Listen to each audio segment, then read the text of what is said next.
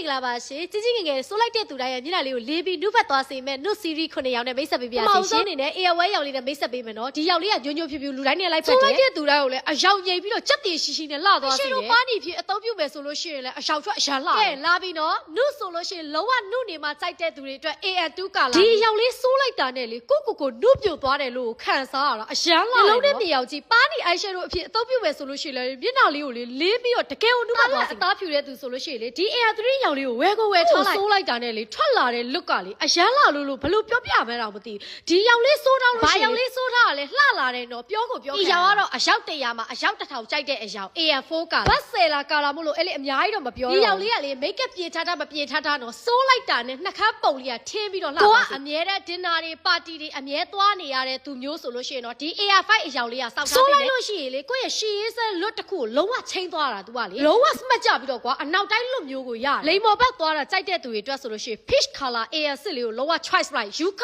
နေအောင်ကြိုက်လိုက်တယ်တစ်ထက်တည်းကြတဲ့လိမ္မော်ဆိုတာအရန်ရှားတယ်နော်ဒီ AR6 အရောင်ကတော့လုံးဝထွက်လာတဲ့ look ကလုံးဝအဖိုင်းညိုညိုဖြူဖြူကြီးကြီးငယ်ငယ်ကြိုက်တဲ့သူလာခဲ့စိုးလိုက်တဲ့သူတိုင်းနဲ့လှသွားစေရမယ် AR7 အုတ်ကျိုးရောင်တွေ့လားအရန်လာလို့ series 9ရောင်လုံးကလေတယောက်နဲ့တယောက် taste မတူတာပို့လို့9ရောင်လုံးဝယ်လို့ရှိရင်တော့မမားစေရအောင်တကယ်ကိုယ့်ရှည်စဲအသက်ထက်နှုတ်သွားခြင်းဝယ်ချလိုက်တော့